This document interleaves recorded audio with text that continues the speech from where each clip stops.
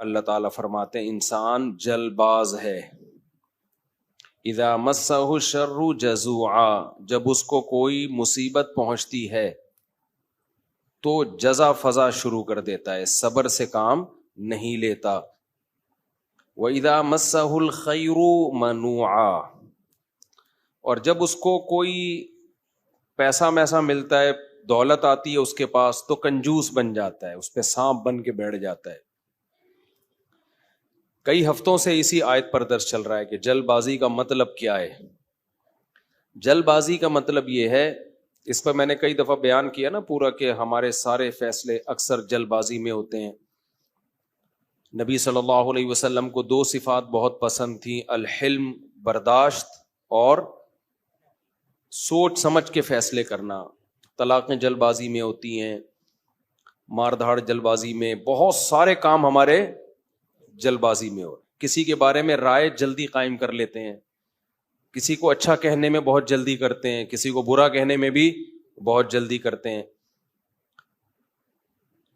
تو اسی طرح جو شخص بھی جس کی دل میں کوئی خواہش پیدا ہوئی، اس خواہش کو فوراً پوری کرنے کی کوشش کرنا، یہ بھی کیا ہے؟ جلد بازی. آپ سوچ تو لو بھائی، یہ خواہش پوری کرنے سے آپ کو فائدہ ہوگا، نقصان ہوگا، کہیں لت تو نہیں پڑ جائے گی آپ کو؟ نشہ ہے، دل چاہتا ہے، لوگ کر لیتے ہیں بھائی، اس سے تو آپ تباہ و برباد ہوتے چلے جاؤ گے. تو جو خواہشات کا غلام ہوتا ہے وہ جلد باز ہوتا ہے، اور جو مستقبل سامنے رکھ کے زندگی گزارتے ہیں ان کی طبیعت میں جلد بازی نہیں ہوتی، ہمیشہ وہ کامیاب ہوتے ہیں. تو یہاں بھی اللہ نے کیا فرمایا کہ جلد بازی کی ایک مثال اللہ نے بیان کی ہے. وہ مثال یہ ہے، اذا مسہ الشر جزوعا، جب کوئی مصیبت پہنچتی ہے نا، ہونا یہ چاہیے مصیبت میں انسان کا دل کرتا ہے ہلڑ بازی کا، ہاں ہو چیخو پکار، ادھر ادھر، ڈپریشن ہوتی ہے اس کو. تو جو دل کر رہا ہے وہ آپ کرنا شروع کر دو، اس پہ کنٹرول نہ کرو کہ بھئی اس کا کوئی فائدہ ہوگا یا نہیں ہوگا. ایسا تو نہیں کہ میرے اس ری ایکشن سے فائدے کے بجائے الٹا اور زیادہ نقصان ہو جائے. تو اللہ کہتے ہیں جلد باز آدمی کیا کرتا ہے، وہ یہ نہیں دیکھتا، وہ بس اپنی خواہش کو پوری کرنے میں لگا ہوتا ہے. غم پہنچا ہے تو اس غم کو ہلکا کرنے کے لیے جو مرضی اسے کرنا پڑے وہ کر گزرتا ہے. اس کی مثال ایسے ہے نا، آپ نے دیکھا ہوگا، ایک کہیں کوئی واقعہ ہو جائے نا، کوئی دھماکہ ہو جائے، تو جو انویسٹیگیشن کے لیے لوگ وہاں جاتے ہیں وہ کہتے ہیں ہمیں سب سے بڑی مصیبت پتہ ہے کیا ہوتی ہے؟ وہاں عوام جو احتجاج شروع کر دیتی ہے، اس سے کیا ہوتا ہے کہ وہاں جن لوگوں نے کچھ کارروائیاں کی ہیں نا، ان کے ثبوت مٹ جاتے ہیں. ہونا یہ چاہیے، پوری دنیا میں ہم نے ایک اصول دیکھا ہے، جہاں کوئی ایکسیڈنٹ ہو، کوئی واقعہ ہو نا، فوراً وہ روک دیتے ہیں، پورا ایک گھیراؤ میں لے لیتے ہیں کہ انویسٹیگیشن کرنے تو اس میں غلطی کس کی ہے تاکہ اس کو سزا ملے. ہمارے یہاں کیا ہوتا ہے کہ پتہ ہی نہیں چلتا کہ غلطی کس کی ہے، اتنا کراؤڈ اکٹھا ہو جاتا ہے، اتنی عوام دائیں بائیں آگے پیچھے، جس کو پکڑ کے پبلک کوٹنا شروع کر دے تو بس وہی مجرم ہے. یعنی جس کو پہلے تھپڑ لگ گیا نا، سمجھو وہ کیا ہے، بس اسی نے کیا ہے. بہت کچھ الٹا پلٹا ہو جاتا ہے.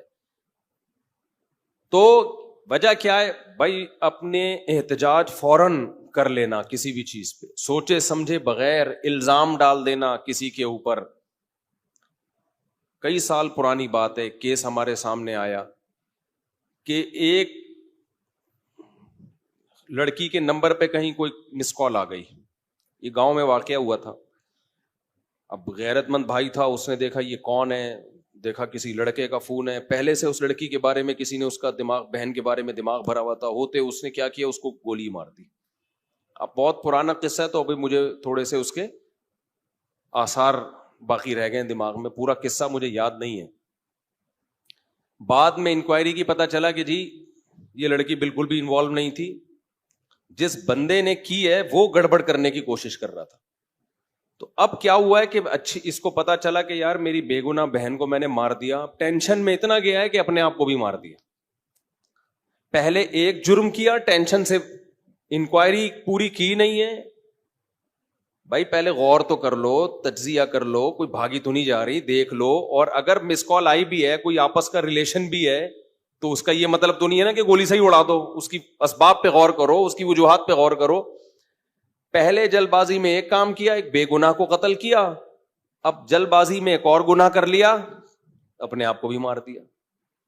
تو ہمیشہ جلد بازی میں انسان سے غلط کام ہوتے ہیں, ٹھیک کام نہیں ہوتے. کتنی بڑی سے بڑی ٹینشن ہونا, ٹائم سب سے بہترین مرہم ہے, یہ خوب یاد رکھو. جب میرے پاس کوئی پریشان آدمی آتا ہے نا, جس کو کوئی بہت بڑا غم پہنچا ہو اور اس کی حالت خراب ہو رہی ہو, میں اسے ایک بات لازمی کہتا ہوں کہ وقت سے بہترین مرہم دنیا میں کوئی نہیں. یہ ٹائم گزار لو, اس ٹائم کو کیا کرو, گزارو بس. جیسے جیسے ٹائم گزرے گا نا, حالات اپنے آپ کو خود ہی ایڈجسٹ کرتے چلے جائیں گے. یہ اللہ نے انسان کے باڈی میں ایسی ایک لچک رکھی ہے. میں نے ایک ڈاکٹر صاحب سے پوچھا, ڈاکٹر صاحب اب پین کلر ایجاد ہو گیا ہے, درد ہوتا ہے, لوگ ٹیکا لگاتے ہیں, پہلے زمانے میں کیا ہوتا تھا؟ داڑھ کے درد کی تکلیف کتنی زیادہ ہوتی ہے نا, داڑھ کا درد ہو رہا ہو, اب تو پین کلر کھا لیتے ہیں لوگ. تو کیا کرتے تھے, 2-4 دن کے بعد تو مرنے لگتے ہوں گے. انہوں نے کہا اللہ نے ایسا سسٹم بنایا ہے, پین جب زیادہ عرصہ چلتا ہے نا, باڈی یا تو وہ خود ہی باڈی اس کو کم کر دیتی ہے, یا وہ فیل ہونا کم ہو جاتا ہے. تو اللہ بھی تو ہے نا, اللہ کے میاں کا بھی تو ایک سسٹم ہے بنایا ہوا. جیل میں جو لوگ قید میں چلے جاتے ہیں, لمبے لمبے عرصے قید رہتے ہیں, جب وہ چھوٹ کے آتے ہیں بتاتے ہیں کہ شروع میں ہم 2-3 دن خودکشی کے خیال آتے تھے اس کوٹری میں, یار کیسے نکلیں گے, کہاں جا کے سر ماریں. کہہ رہے ہیں 1 ہفتہ 2 ہفتہ 3 ہفتہ 4 ہفتہ, اس کے بعد یوز ٹو. کیا ہو گئے؟ ایک آدمی 4 سال جیل میں رہ کے آیا, 4 سال. کہتا ہے 4 سال میں نے دھوپ, اچھا بھلا آدمی بھی بہادر آباد اور ڈیفنس کا جو لگژری لائف اسٹائل میں ٹائم گزارا.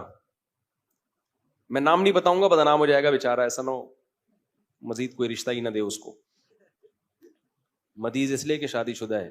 خیر اس وقت کمارا تھا وہ, تو وہ کسی شبہ میں اٹھا کے لے گئے اس کو. اچھا بھلا ڈیفنس یا بہادر آباد کا لڑکا تھا. بہادر آباد بھی اچھا ایک ایسا علاقہ ہے, لگژری لائف اسٹائل میں پلا, زیادہ ٹائم اس کا یورپ اور یعنی یورپ میں گزرا ہے. کسی شبہ میں اٹھا لیا اس کو. 4 سال اس نے دھوپ نہیں دیکھی. کہہ رہے میں جب اندر گیا ہوں نا, ایک پپو فیملی کا, برگر فیملی کا بچہ اندر گیا تو کیا حال, لیکن کچھ چیزیں سنی بھی تھی, علماء کی تقریریں, کچھ صبر سے متعلق, کچھ ایک کہ بھائی جب مصیبت اللہ کی طرف سے آتی ہے اس میں اجر اللہ کی طرف سے. بھائی قصور تو نہیں تھا اس کا, اب یہ تو اللہ کی طرف سے مصیبت ہے. نبی صلی اللہ علیہ وسلم نے فرمایا ایک کانٹا بھی چبھتا ہے نا, اس پہ بھی اجر ملتا ہے. اللہ تھوڑی غافل ہے, ہر چیز آزمائش ہے ہمارے لیے. خوب سمجھ لو, اتفاق سے کچھ بھی نہیں ہو رہا. یہ جو ہم سمجھتے ہیں نا بائی چانس ایسا ہو گیا ہے, یہ ہمیں دیکھنے میں ایسا لگ رہا ہوتا ہے, ورنہ بائی چانس کچھ بھی نہیں ہوتا. جو کچھ ہو رہا ہے اللہ کے ارادے سے ہو رہا ہے. خوشی بھی پہنچ رہی ہے اللہ کے ارادے سے, غم بھی پہنچ رہا ہے اللہ کے ارادے سے. تو نبی نے فرمایا کہ جس کو خوشی پہنچتی ہے نا مسلمان کو, کافر کو خوشی پہنچتی ہے کہتے بائی چانس, یہ ہو گئے میری لک ہے, وہ لک کہتا ہے اس کو, لک ہے. ایک دفعہ میں ایک ڈاکومنٹری دیکھ رہا تھا, یہ جو کروڑوں اسپم ہوتے ہیں نا جو ماں کے رحم میں جاتے ہیں, جن میں سے ایک کو اللہ سلیکٹ کرتے ہیں انسان بنانے کے لیے. تو ڈاکومنٹری میں کسی گورے نے لکھا ہوا تھا کہ آئی ون دس میچ, یعنی کروڑوں خربوں میں یہ میچ جیت گیا. ٹھیک ہے, او بھائی تو نہیں جیتا ہے, یہ سلیکشن کس کی ہے؟ اللہ کی ہے. وہ کہہ رہے ہیں بھی بائی چانس ہو گیا کہ میں پیدا ہو گیا. بائی چانس کوئی بھی نہیں ہوتا, سب کس کا ارادے سے ہو رہا ہے؟ اللہ کے. اللہ نے تجھے پیدا کرنے کے لیے کمبخت سلیکٹ کیا ہے, اور اللہ پھر کہہ رہے ہیں نحن خلقناکم, ہم نے تمہیں پیدا کیا, ہمارا احسان ہے, تو اب اس احسان کا بدلہ دو. تو جہاں آپ یہ کہیں گے نا اتفاق سے ایسا ہو رہا ہے, وہاں خوشی پہ اتراؤ گے بھی اور غموں پہ ٹینشن میں بھی آؤ گے. یار کیوں ہو گیا میرے ساتھ؟ اچھا ہٹلر کتنا روتا رہتا آخری عمر تک, تبھی پھر وہ خودکشی کر لی اس نے کہ یار 1 ہفتہ پہلے میں رشیا پہ اٹیک کر دیتا, ہاں یار کتنی بڑی غلطی ہوئی ہے مجھ سے. وہ کہتے ہیں ایک ہفتہ پہلے اٹیک کر دیتے نا تو رشیا کا نقشہ کچھ اور ہوتا. وہ ایک ہفتہ رہ گیا, پتہ نہیں پولینڈ ولینڈ کے کس کے چکر میں رہ گیا, تو وہ رشیا نے اٹیک کر کے اس کی ایسی کی تیسی کر دی. تو روتا رہتا تھا وہ. ابے روتا رہتا نہیں, تو نے جو کچھ حرکتیں کی ہیں تو اللہ نے تجھے کیا دیا اس کا بدلہ. خیر, تو توبہ کر لیتا. مسلمان ہوتا تو کیا کہتا, یار اللہ کی طرف سے چپت لگ گئی ہے میرے, اب توبہ استغفار کر لو. اور توبہ ایسی خاندانی چیز ہے یار, کچھ بھی ہو جائے. ہٹلر مسلمان ہوتا, کہتا میں نے ہزاروں لاکھوں انسانوں کو قتل کر دیا, بند کمرے میں جا کے گڑ گڑا لیتا اللہ سے, معاف کر دے اللہ. دنیا کو نہیں پتا چلتا, اللہ کیا کر دیتا, معاف. لیکن چونکہ کافر تھا تو کیا ہوا ہے, اس نے قوم کا مجرم تھا وہ, اس نے کہا کیا کر سکتے ہیں, اس کو پتا تھا پبلک نہیں چھوڑے گی, تو اٹھا کر کے مارکیٹ سے اپنے آپ کو شارٹ کر لیا. انجام بھی برا, زندگی بھی بری. مسلمان کی زندگی بری ہو, کم از کم انجام اچھا اس کے اختیار میں ہوتا ہے. یار اللہ کو منا لو. اللہ کہتا ہے 100 انسانوں کے قاتل کو بھی میں بخش دوں گا. خیر میں وہ واقعہ سنا دوں میں. تو وہ کیا ہوا ہے کہ وہ بہادر آباد کا پپو بچہ جو ہے نا, کہاں چلا گیا, جیل میں. اب علماء سے اس کا تعلق تھا, ماشاءاللہ داڑھی بھی رکھی ہوئی تھی اس نے, کہ یار اب یہ غم کس کی طرف سے ہوتے ہیں, اللہ کی طرف سے. تو مجھے اپنا قصہ سنا. میں نے کہا یار 4 سال میں تو دھوپ میں نا ایک دن نہ بیٹھوں, میں ڈپریشن میں جانا شروع ہو جاتا ہوں. یہ جو بند کمروں میں لوگ سارا دن بیٹھے رہتے ہیں, پتہ نہیں کیسے. ہم نیچر سے جس کو بھی محبت ہوگی نا, وہ دھوپ نہیں چھوڑ سکتا بھائی.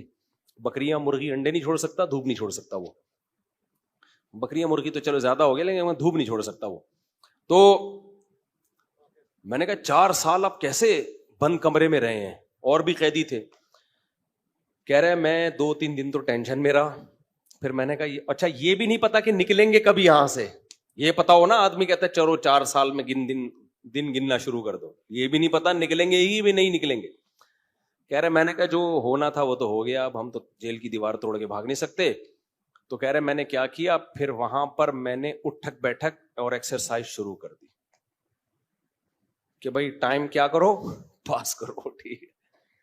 کہہ رہے اس کا فائدہ یہ ہوتا ہے 400 دفعہ میں بیٹھ کے, کیونکہ اور تو کوئی کام ہی نہیں ہے اسٹیمنا بنانے کے علاوہ.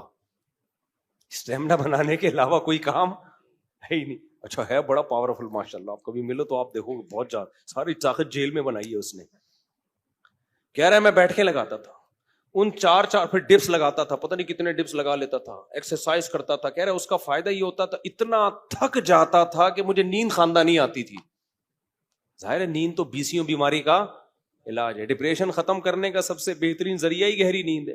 ڈاکٹر ڈپریشن کے مریضوں کو کیا دیتے ہیں, نیند کی گولیاں دیتے ہیں کہ سوتا رہے بس, پتہ ہی نہ چلے پی ٹی آئی آ رہی ہے کہ جے یو آئی آ رہی ہے کہ مسلم لیگ آ رہے ہیں, کہ یہ ٹینشن ہی ختم, اسٹیبلشمنٹ کیا کر رہی ہے چھوڑو. تو کہہ رہے ہیں میرے ساتھ جو قیدی تھے نا, وہ بہت سے اس میں پاگل ہو گئے, کیونکہ بیٹھے رہتے تھے, سوچتے رہتے تھے ہر وقت دماغ میں نا کیا یہاں سے نکلیں کیسے. حالانکہ بہت سے جرم کر کے آئے ہوئے تھے, ٹھیک ہے, ان کا تو بنتا تھا. تو کہہ رہے 4 سال کے بعد رہائی کا فیصلہ ہوا. کہہ رہے ہیں جب باہر نکلے تو پھر دنیا جنت لگی. پھر اب اس نے 4 شادیاں استغفر اللہ کی ہیں. تو خیر کی ہیں, واقعی 4 کی ہیں. کہہ رہے اس سے مجھے پاور کیا ملی. کہہ رہے ہم تو مجرم تھے نہیں, ہم جب باہر آئے نا ہم نے کہا اچھا یہ ہوتا ہے, ٹوٹل سزا کیا ہے, کچھ بھی کر لو یہ ہے. تو کہہ رہے میرے اندر اتنا اسٹیمنا پیدا ہو گیا دنیا میں کچھ کر گزرنے کا. آپ کو پتا ہے جیل ہمارے مجرم بناتے ہیں, جیل میں جا کے نا اسٹیمنا بڑھ جاتا ہے مجرم کا, سمجھ رہے ہو. ایک تو اس کو یہ پتا ہوتا ہے آئندہ اس طرح سے کام کرو گے تو پکڑے نہیں جاؤ گے, اس طرح سے کیا تھا تو پکڑا گیا تھا نا, اب یہ والی غلطی نہیں کرنی. تو اس لیے شریعت میں جیل کی سزا نہیں ہے, شریعت میں ہے کہ اسی وقت نمٹا دو. چوری کی ہاتھ کاٹو, چلو بھائی نکل پتلی گلی سے, شاباش. ہم کیا کرتے ہیں چوری کی جیل, تو کہتا ہے یار اس دن وہ سی سی ٹی وی کیمرہ دیکھنا بھول گیا تھا, میں آئندہ تھوڑا خیال کروں گا. پھر وہاں سارے چور ہی بیٹھے ہوتے ہیں, کوئی نیک آدمی تو آیا نہیں ہوتا جیل میں. تو چور آپس میں ان کی کیا ڈسکشن ہوگی, وہ تہجد کی باتیں تھوڑی کریں گے. وہ بھائی تو نے کیا کرتا ہے, وہ میں نے اتنے بندے مار دیے, آپس میں ان کا گینگ بنتا ہے. پھر آپس میں نمبر ایک دوسرے کے ساتھ وہ شیئر کرتے ہیں کہ جب باہر نکلیں گے تو پھر دیکھتے ہیں ہم. اور 4 سال میں 10 سال میں کیا کچھ ہوتا ہی نہیں ہے, تو کچھ کرنے کی صلاحیت ان میں ویسے ہی ختم. وہاں جا کے کوئی یہ تھوڑی کہ وہ ماسٹرز کر رہے تھے یا پی ایچ ڈی کے اسکالر بن کے باہر آئے, یا کوئی انجینئرنگ مکمل کر لی, اب باہر جاب ملے گی, 4 سال 8 سال زندگی بہترین ان کے ویسے ہی برباد ہو گئے. اب ان کے پاس کمانے کے لیے چپل چوری کے علاوہ اور کوئی راستہ ہوتا نہیں ہے, یا باقی چوریاں ڈکیتیوں کے علاوہ کوئی راستہ ہی نہیں ہوتا ان کے پاس. تو نظام اتنا گندا ہے.